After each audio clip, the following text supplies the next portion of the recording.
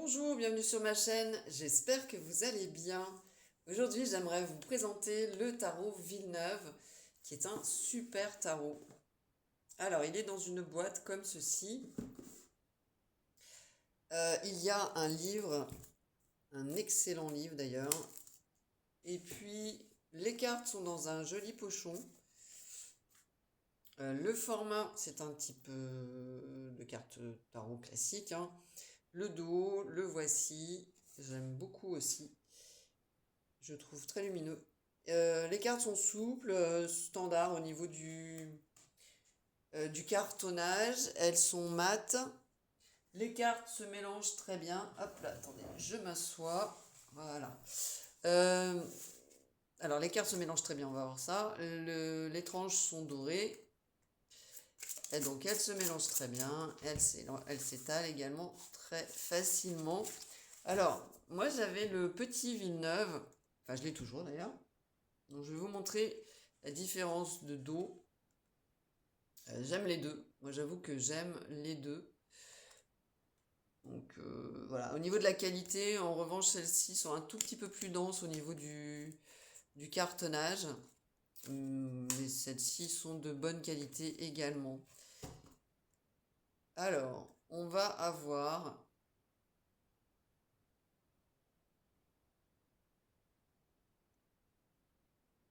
un style fantasy. Le fou, c'est le même au niveau de l'illustration, mais voilà, la différence, c'est qu'ici, on a un fou hyper coloré.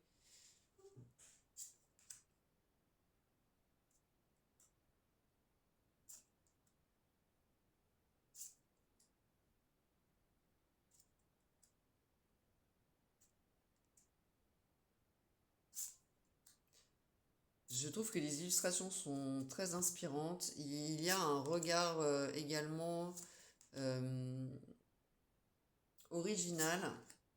Et puis, par exemple, comme le 5 de denier, c'est surprenant. Alors, ce 5 de coupe, j'avoue que j'évite de regarder trop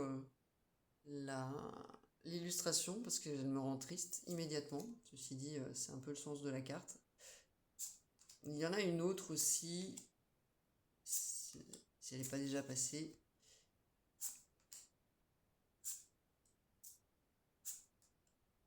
Donc on a une énergie plutôt masculine, hein, ce qui est un peu normal,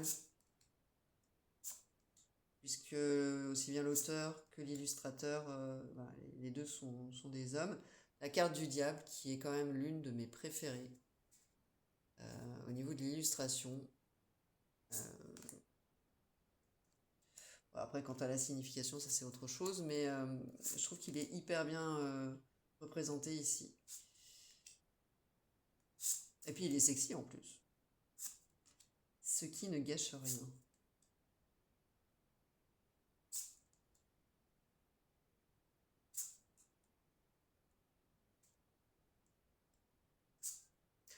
Un pape aussi, j'aime beaucoup l'illustration où on voit voilà, qu'il étudie, qu'il fait des recherches.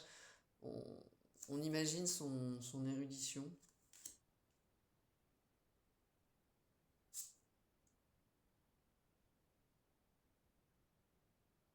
L'as de coupe également.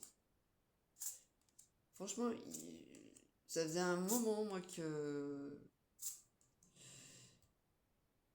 était sur ma liste et j'en suis hyper ravie, quoi.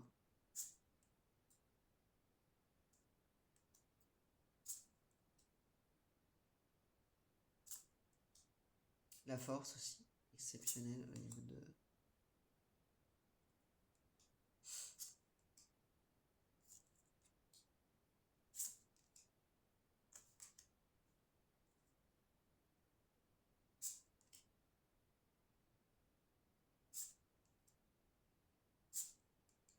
Ah voilà, c'est le 3 d'épée, oh là là. Ah. Mais enfin bon, après ce sont des cartes difficiles, hein, mais là, j'ai du mal. L'étoile en revanche qui est magnifique.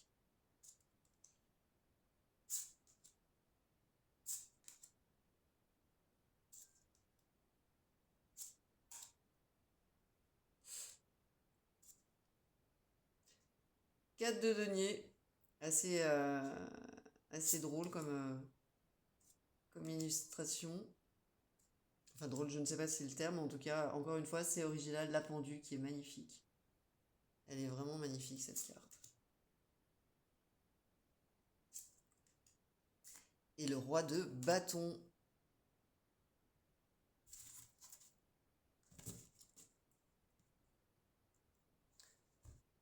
Alors, le livre. On a un sommaire. Franchement, si vous débutez avec le tarot, il est top. Et si vous êtes aguerri, il est top aussi.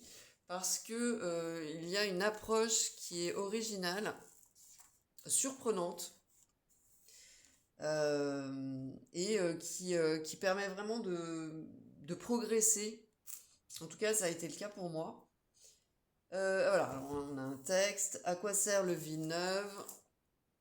Non, peut-être que je vais Ouais, ok.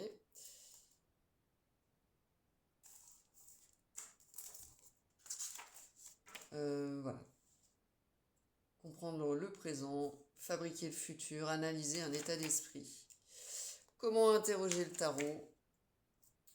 Les arcanes majeurs et mineurs, les différents tirages. Donc il y a plusieurs tirages à une carte, le tirage oui ou non, tirage à 3 cartes, analyser un état d'esprit aussi. Ouais, je l'aime beaucoup ce tirage, je le trouve très chouette. Avec la personnalité, ce que la personne pense de vous et façon d'appréhender la personne. Pareil, le tirage en croix, il a une autre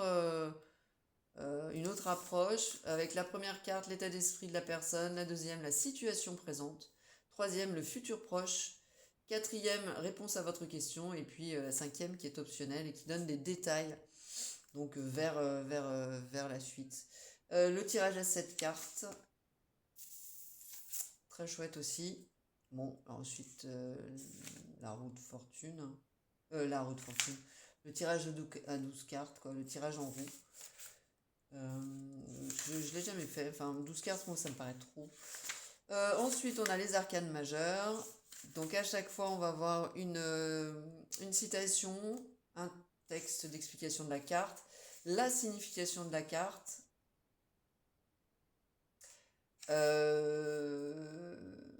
et puis la carte dans le tirage, avec l'alignement, les mots-clés.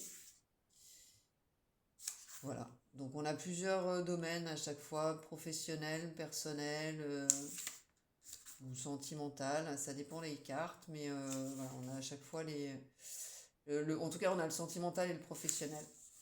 L'impératrice, bon bah voilà, ça c'est pour les arcanes majeures. Ensuite pour les arcanes mineures,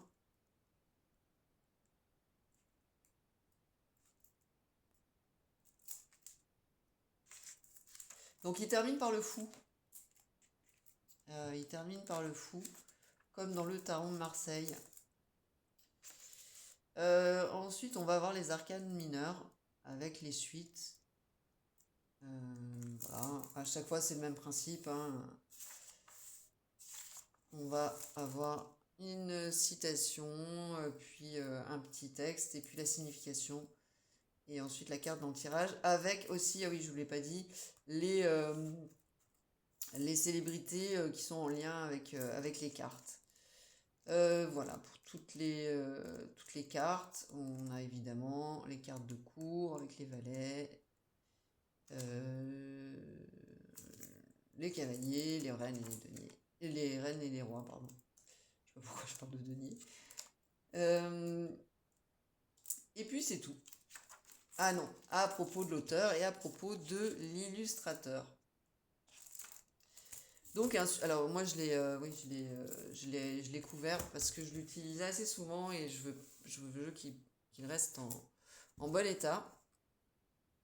Puis que je suis un tout petit peu maniaque aussi sur les bords, pas d'après moi, hein, mais bon, d'après certaines personnes. Quoi qu'il en soit, un super tarot avec lequel on progresse vraiment, qui nous offre un autre regard, une autre approche. un autre angle de vue qui est extrêmement intéressant, enrichissant, inspirant et une excellente création, hein. Donc j'aime beaucoup. Et vous me direz en commentaire ce que vous en pensez.